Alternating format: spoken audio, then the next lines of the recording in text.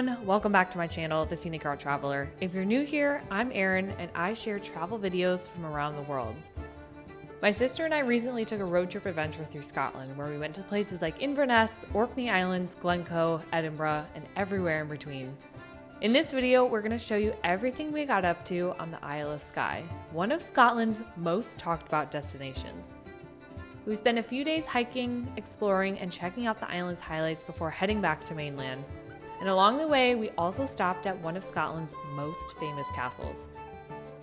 If you're planning a trip to Skye, this video will give you a good look at what to expect, plus a few tips from our time here.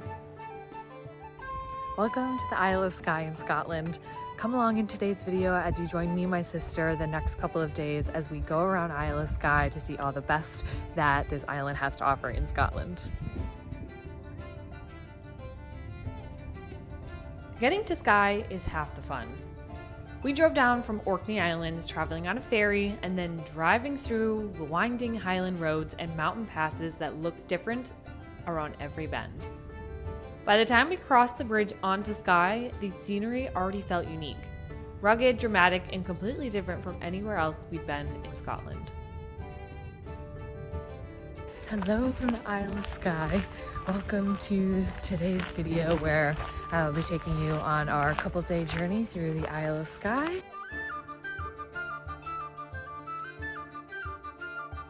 We drove all the way from Orkney Islands, took a ferry, drove about probably 5 hours. We stopped at a couple of castles along the way, got lunch, food, stopped at a grocery store for snacks, and now we're here and we've checked into our hotel and are trying to find a place to eat.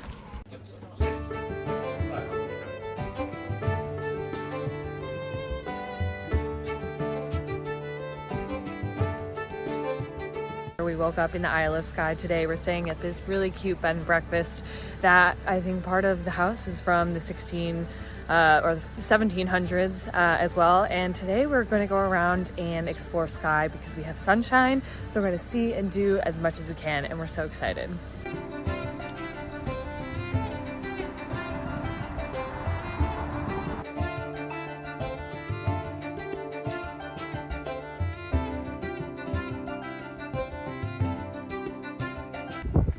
We have made it to the fairy pools and the Isle of Skye. We are planning to do the hike that is here.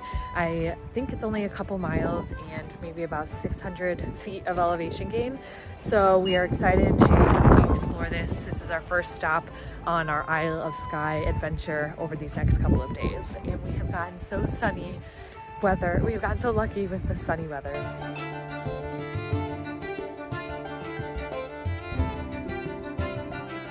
Our first stop was the fairy pools, one of Skye's most popular hikes.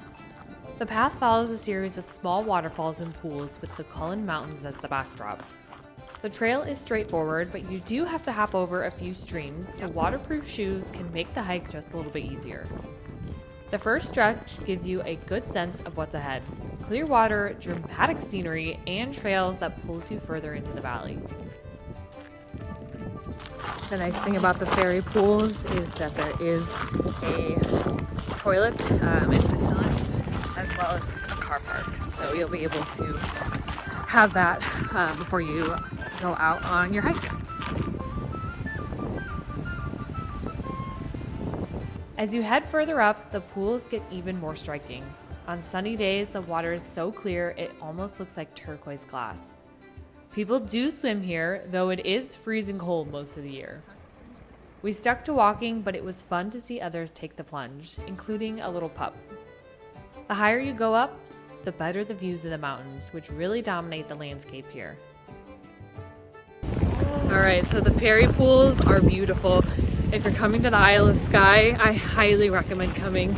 It's just truly beautiful. Even if it's not on a sunny day like we have, I guarantee you it's going to be beautiful. You have the most crystal clear blue pools, and if it's not too cold, you can even get in them.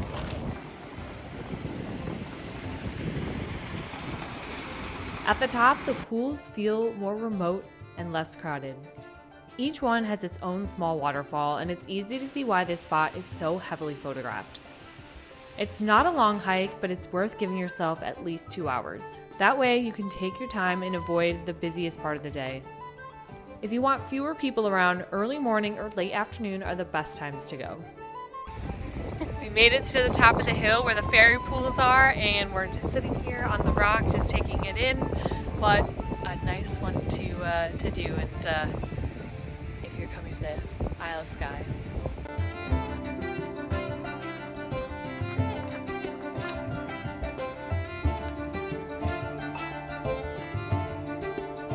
So we finished the fairy pools hike, which we really liked, and now we've just stopped at this cool old bridge to take a photo, and then heading to Portree, I think, just to kind of check it out, and then also maybe even the Fairy Glen and do the loop even over there as well. So we are excited to see the east side of Isle of Skye because we're staying on the west side and have mainly seen that so far. On the way to our next stop, we pulled over at the Sling and Shaw Old Bridge. It's one of those landmarks that shows up in nearly every photo set from Skye. It's a stone bridge with the Cullen Mountains behind it. There's also a local story about the river here. If you dip your face in for 7 seconds, you'll supposedly gain eternal beauty. I passed on that, but it's a fun piece of local lore to know. We are now at the Fairy Glen. There is a decently sized car park, but not super big, so you might have to wait a little bit for a spot, and you do have to pay for it. But the hike itself is really only about a mile long to the Fairy Glen, so I would say it's a bit of a shorter hike if you're looking to do one in Isle of Skye.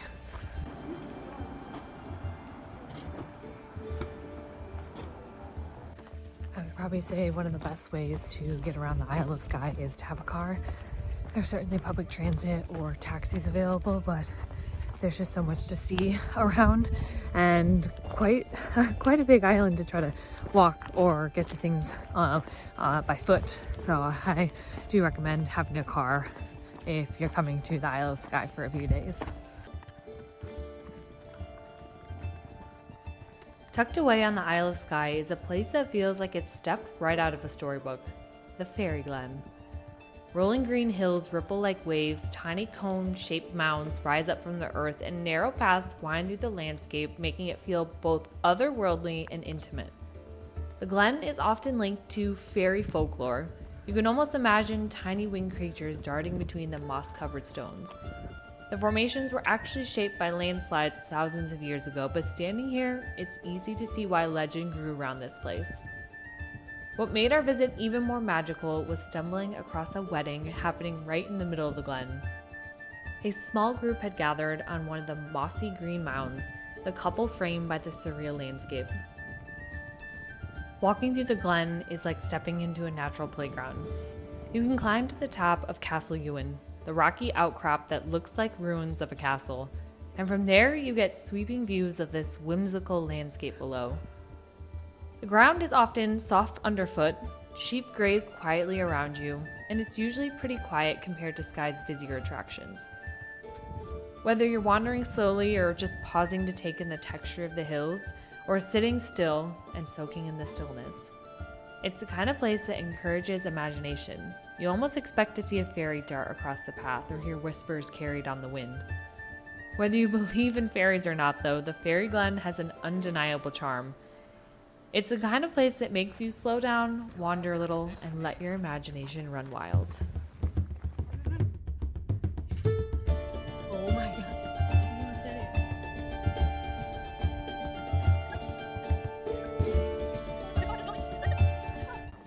Alright, so we've come to the lookout point that has a lighthouse that is very famous on the Isle of Skye to eat our pizza and watch the sunset.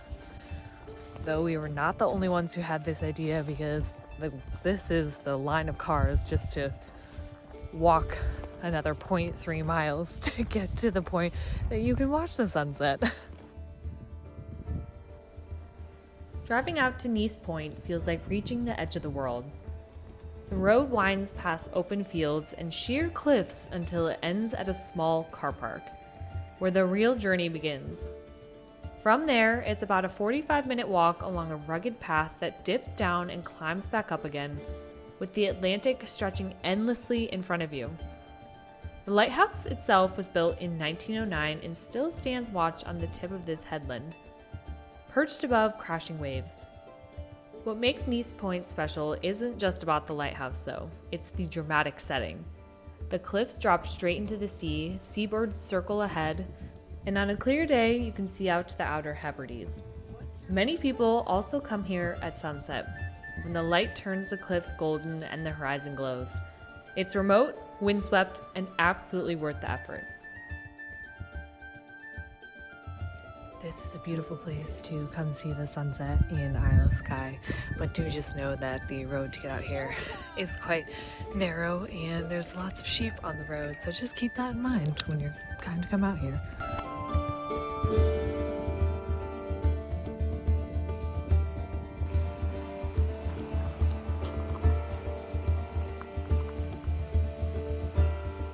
Another good morning from the Isle of Skye. Today we are headed to some of the things we didn't get to yesterday around the island, and we're excited to kind of see the rest of it, and we have sunshine again, which is amazing.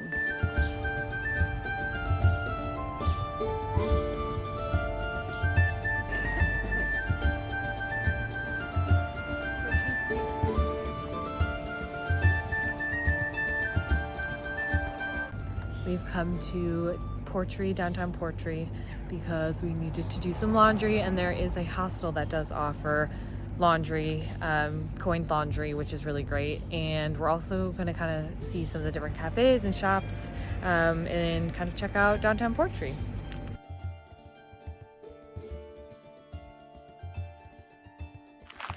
I'm here doing the Old Man of Storr hike on the Isle of Skye in kind of the northern part. It's a couple mile hike with decent elevation gain right at the beginning, but they're supposed to be some of the most beautiful views and a popular hike.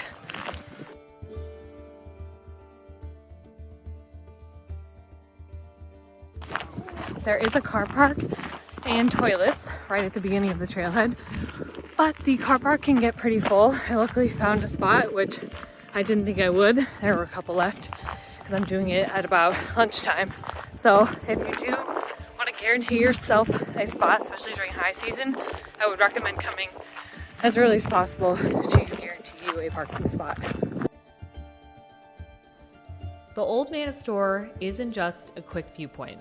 It's one of the most iconic hikes on the Isle of Skye and deserves time to sink in. The rock pinnacles rise dramatically out of the Trotternest Ridge, and the legend goes that the old man is actually the thumb of a giant who once lived here, left jutting out of the earth after he was buried. The hike itself takes you steadily uphill, and while it can get muddy, every step gives you better and better views. From the base, you see Loch Leithen stretching out below you, and on a clear day, the Cullen Mountains in the distance. Even if you don't do the full climb, just pausing along the way gives you a sense of walking through a natural cathedral. Towering stone, shifting clouds, and rolling green hills all around. When I was there, I remember stopping just to take it all in because the scale of these rocks against the landscape makes you feel small in the best way possible. It's not just about the photo from the top though, it's about the whole experience of the climb. The wind, the light changing every few minutes, easily one of Skye's most unforgettable stops. Just about finished with the Old Man of Storr hike. I truly loved it. It is a tough one. It's only a few miles up, but it is a lot of elevation, that pretty much the whole time. But it is truly worth the view. When you can get to the top and see the whole valley and Old Man Storr, it's worth it. But oh, it was so cool.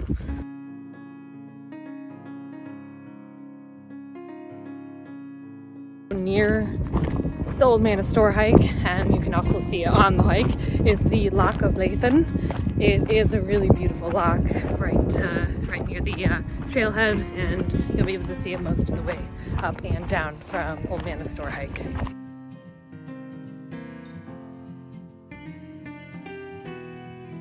day on the Isle of Skye. My sister and I stayed on the west side of the island. There's also the east side of the island, which is really popular near Portree and the Old Man of Storr hike and kind of this northern hike loop. We really enjoyed the west side because I think it was probably a little bit quieter than the east side. But you do have to maybe drive a little bit further to some of the kind of main key things you might want to do when you're here on Isle of Skye. And then there's also the kind of southern part of the isle that is near the bridge coming over. Also, I think a good part. There's probably no bad part to Isle of Skye that you can stay in, but these are kind of the main takeaways that we noticed and got from where we stayed and when we were driving around.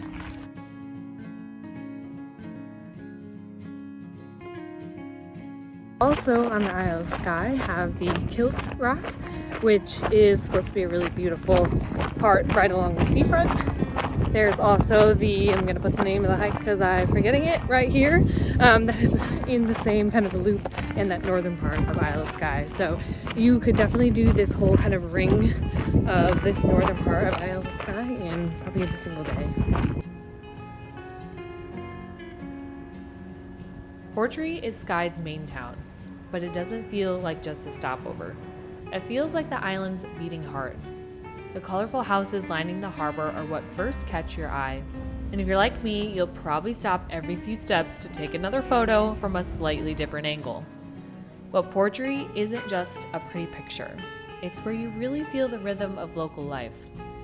Fishermen unloading their catch, cafes serving up everything from fresh seafood to warm scones, and little shops full of handmade crafts. My sister and I spent some time wandering the harbor, watching the boats sway against the tide, and it felt like a pause between the dramatic landscape of Skye. And what makes Portree especially memorable is that it's the perfect base for exploring the island. You're close to the Old Man of Storr, the Keerang, and many other spots. But it's also a place to slow down, grab some dinner, and feel part of the island community for a moment. The Portree is so cute. You can come just across the way to get some photos of the colorful houses. If you've seen photos of Scotland, chances are you've come across this iconic landmark, the Eilean Donan Castle. Sitting on its own little island where 3 sea locks meet, it's easily one of the most photographed castles in the country. And honestly, it lives up to the hype in person. The castle has been rebuilt and restored over centuries, but today it looks straight out of a fairy tale, with stone walls, turrets, and footbridges that lead across the water. Even if you don't have the chance to go inside, just walking around the grounds and taking in the views of the surrounding mountains and the loch is worth the stop. It's one of those places that really captures the rugged beauty of the Highlands.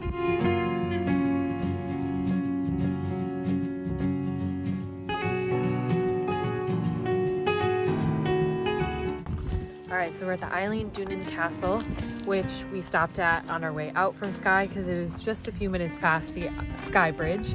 And I definitely recommend stopping here if you're headed to or from Skye because it's, not too far. It does cost money to go inside the castle and tour it, but you can also walk the grounds as well. So it is really cool to come to, and it was actually destroyed though many years ago by the British after the 45, but was rebuilt over 100 years ago, and they've done a really good job. So it is a cool castle to come visit because you're also surrounded by water and it's on an island.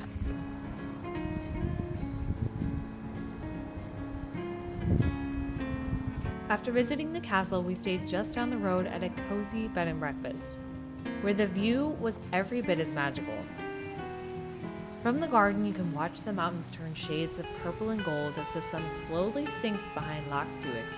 It's the perfect way to end a day of exploring. If you're planning a trip here, the Isle of Skye is an absolute must. Beyond the castle, you'll find dramatic cliffs, hidden waterfalls, and winding single-track roads that feel like they belong in another world.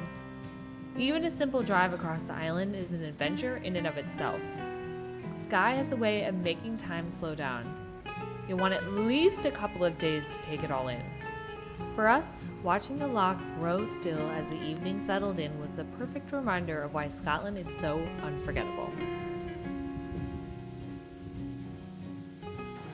I'm going to end the Isle of Skye video here. Thank you so much for watching and following along. I hope you took away a few tips and tricks and get excited about your trip to Isle of Skye or inspire you to come. So thank you for watching, and if you like this video, give it a thumbs up and subscribe for more travel videos. Thanks for watching and happy travels.